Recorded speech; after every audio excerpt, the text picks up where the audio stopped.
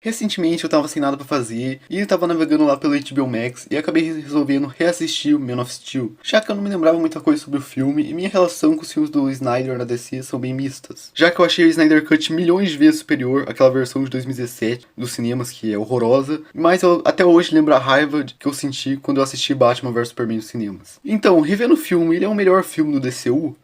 Talvez. Ele é melhor que o melhor filme do MCU? Não, isso daí com certeza não. Mas a pergunta que realmente importa aqui é: Man of Steel é um bom filme do Superman? E por incrível que pareça, sim. É por isso que no vídeo de hoje eu quero analisar e falar o porquê eu acredito que Man of Steel é um bom filme do Superman. Mas mesmo gostando de Man of Steel, isso não muda o fato que Batman vs Superman foi uma das maiores decepções de filmes de super-heróis que eu já tive na minha vida. Já que Batman vs Superman é um filme totalmente bagunçado e não é como o pessoal da época que defendia ele falava que era grande demais para mentes pequenas.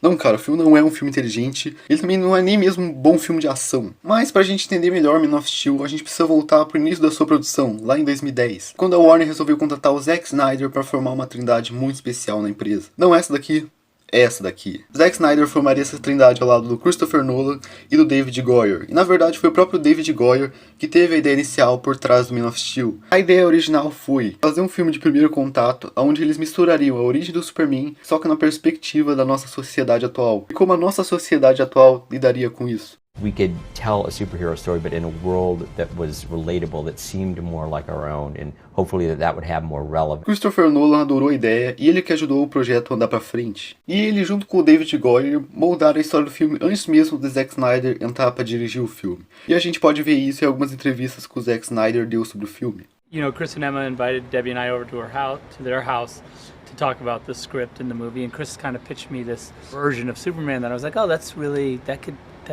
interesting. Isso nos leva para nossa principal influência por trás do filme, que é o filme Batman Begins. Porque o Christopher Nolan e David Goyer e a Warner fizeram uma parceria de grande sucesso com uma pegada muito mais realista e uma abordagem muito mais séria pro Batman. Porque se você for ver, a principal pergunta por trás da trilogia do Nolan é: como seria se o Batman vivesse no nosso mundo? E enquanto a trilogia do Nolan tá fazendo bastante sucesso, a franquia do Superman nos cinemas nem tanto.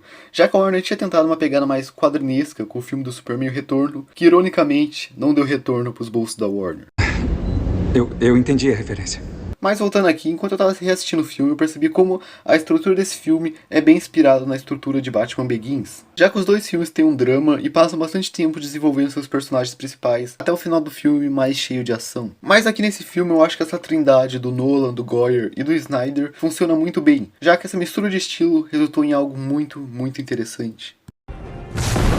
E falando um pouco mais sobre o filme, uma das coisas que eu mais gosto do filme é como ele retrata Krypton e mostra o porquê o nascimento natural do Kal-El é tão importante. Eu também acho muito interessante como o filme retrata a queda da sociedade de Krypton, já que aqui ela não foi só provocada apenas pelo esgotamento dos recursos naturais do planeta, mas também porque eles tiraram a liberdade de escolha daquela sociedade. Porque Krypton queria criar uma sociedade utópica e sem crimes, e para isso eles pré-determinaram o que cada criança de Krypton seria no futuro. E foi justamente isso que levou Krypton à ruína. E se uma criança quisesse ser algo diferente do que a sociedade planejou para ela? Porque aqui no filme, o Kal-El é o primeiro nascimento natural em Krypton em séculos.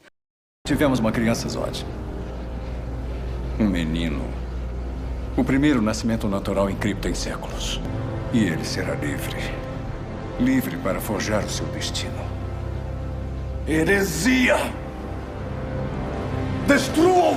Isso dá um contraponto muito bom com o Zod, já que o Zod é a personificação da sociedade que Krypton criou. Já que ele nasceu pré-determinado a ser um soldado, ele treinou para ser um soldado, e ele virou um soldado. Então, enquanto o Kal-El sempre teve o poder de escolha, o Zod nunca teve isso. Isso dá um bom embate de ideias entre os dois. Outra coisa que eu gosto bastante no filme são as cenas de flashback. Elas não avançam diretamente a história, mas elas têm um propósito bem claro, que é desenvolver como o Clark nunca sentiu ter um propósito. E é por isso que no filme o Clark acaba fazendo aquela viagem pelo mundo para tentar se autodescobrir. Porque ele sempre se sentiu meio que um peixe fora d'água. E é exatamente para isso que essas cenas de flashback servem, para nos mostrar isso. Por exemplo, depois daquele prólogo em Krypton, a gente tem uma cena do Clark criancinha na escola. E se você for ver, essa cena não avança a história diretamente. Mas o propósito dessa cena é nos mostrar isso.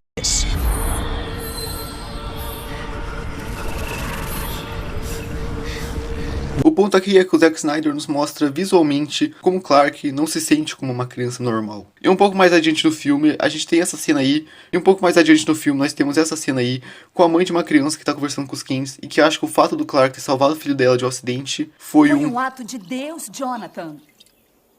Aquilo foi um milagre. Isso nos mostra que o fato do Clark não se enquadrar como um garoto normal, isso pode acabar fazendo ele entrar em sérios problemas. Não é? Conversamos sobre isso. Clark, você precisa manter esse seu lado em segredo. E um pouco mais pra frente no filme, por exemplo, nós temos essa cena aí dele aprendendo a voar, que não serve pra avançar a história, já que aqui o Clark não tem nenhum obstáculo forçando ele a aprender a voar, e parece que é uma cena colocada só porque ela é maneira.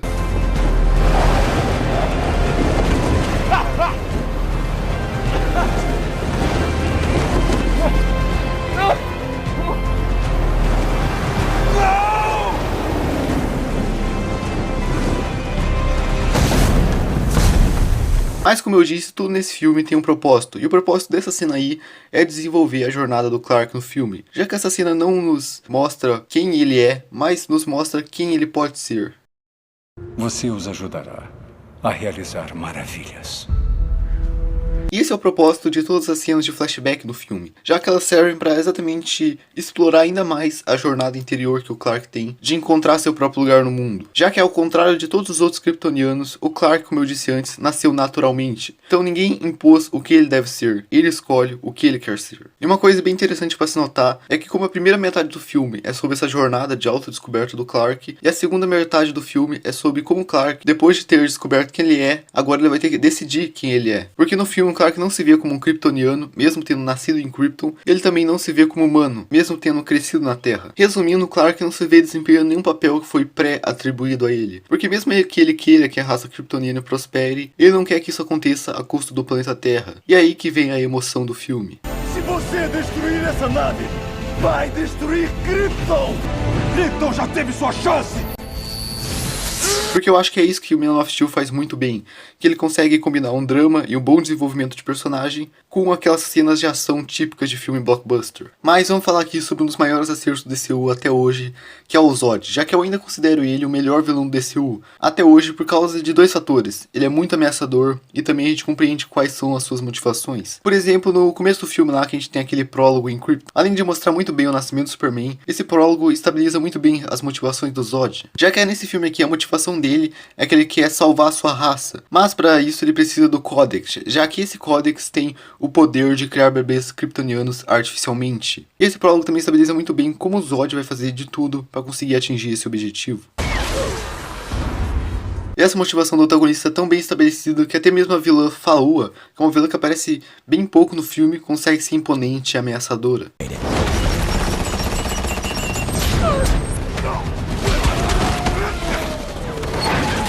Velho, ela é muito foda no filme, já que o exército e o Superman tentam de todos os jeitos tentar derrotá-la, mas enquanto ela for fisicamente capaz, ela vai continuar levantando. Isso alinhado com uma motivação muito bem explicada, faz dela uma personagem, mesmo com poucas cenas, ser tão ameaçadora e tão icônica. Mas uma coisa bem interessante é que antes da batalha final, o plano do Zod dá todo errado, já que ele perde seu povo, perde sua nave e toda a esperança de conseguir transformar a Terra em uma nova Krypton. Isso pode ser meio estranho, já que normalmente em um filme de super-heróis, nós esperamos que o herói vá conseguir parar o plano do vilão nos 45 do segundo tempo. Mas isso ajuda ainda mais a desenvolver o personagem do Zod, já que mesmo quando ele perdeu tudo e não tem nenhum motivo ou propósito para fazer o que ele tá fazendo, ele ainda escolhe o caminho da violência, porque esse é o caminho que Krypton pré-definiu que ele seguiria a vida toda.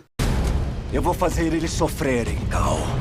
Esses humanos que você adotou, eu vou tirar todos eles de você, um por um. Você é um monstro, Zod. E eu vou impedir você.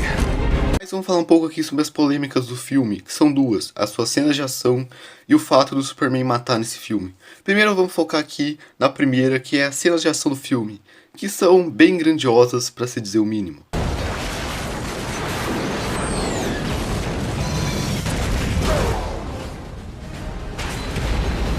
Muita gente ficou muito pistola com essa cena de ação, já que muitas vezes parecia que o Superman simplesmente não se portava com os danos colaterais da sua luta. Já que tem cenas que ele literalmente pega o Zod e taca o Zod no prédio, sem parecer se importar com quem tá dentro do prédio. Muita gente também reclama que o Superman nesse filme passa mais tempo lutando do que salvando pessoas. O que é um grande mito, na verdade, porque o Superman salva muita gente nesse filme. Tipo, a primeira cena que mostra o Clark no filme é justamente uma que ele tá salvando o pessoal. Ele também acaba sendo demitido do emprego onde ele tava, justamente porque ele tava defendendo uma mulher que estava sendo assediada. Na infância dele, nós vimos como ele salvou sua turma inteira da escola de um afogamento. A primeira cena dele com a Lois é ele justamente salvando a vida dela. E quando o mundo tá em perigo e o exército vai atrás dele, ele, em vez de lutar contra eles, ele se rende. E tem o pessoal que reclama do filme porque o Superman devia ser pacifista. Mas, cara, é só você ver o filme que você percebe como ele, o filme inteiro, é pacifista. Porque, por exemplo, tem uma cena que os garotos estão fazendo bullying com ele e o Clark não revida, que ele sabe que ele vai ganhar. Quando ele é demitido do emprego dele e o cara literalmente faz isso com ele,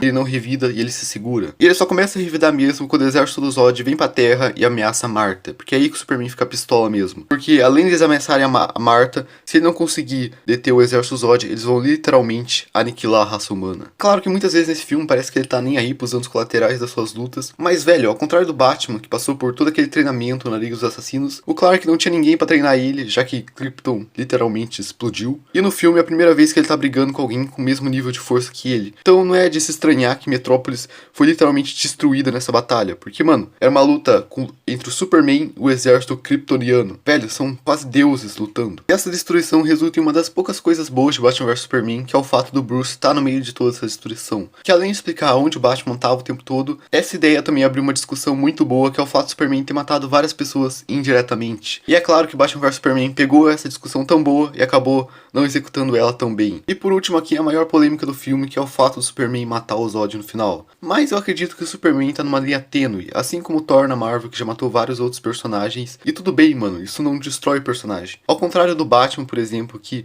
o Batman não mata e não deveria matar, já que isso vai contra os princípios fundamentais do personagem. Porque, tipo, o Batman do Snyder é Batman há muito tempo, e depois da morte do Robin, ele quando volta a atuar como vigilante, ele abandona a regra de não matar. O que é uma ideia até interessante, mesmo que eu não goste dela pessoalmente. Mas é uma ideia com puta furo, porque o Batman mata um monte de figurante em Batman vs Superman, mas ele não mexe um músculo pra matar o Coringa, o maior criminoso de Gotham e a pessoa que matou o Robin. Mas isso daí é assunto para outro vídeo. Continuando aqui, eu acho até muito interessante o Superman matar o Zod no filme, já que isso poderia ter gerado uma ótima discussão em Batman vs Superman, que é, mesmo Batman sendo um personagem que muitas vezes fica entre a linha do bom e do mal, ser aquele personagem que não quebraria sua regra, não importa as circunstâncias, e a gente teria o Superman, o personagem que representa o bem e a esperança, ser justamente o personagem que cruzou essa linha. E tipo, o Batman não mata porque ele flerta constantemente com a escuridão, e ele teme que se ele cruzar essa linha, a escuridão consuma. Já o Superman conhece muito bem seus limites e ele só mata quando a ameaça é tão absurdamente poderosa que ele não tem outra escolha. Exatamente por isso que ele grita depois que ele mata o Zod, porque ele sabe que ele passou dos seus limites, mas ele também sabe que essa era a sua única escolha. E foi isso, muito obrigado por assistir aí. Não esqueça que você, assim como o Clark, também tem o poder de escolha, então escolha dar um like nesse vídeo e compartilhar pro seu amigo que não gosta de Man of Steel, pra mostrar pra ele que Man of Steel é um excelente filme do Superman. E é isso, até a próxima.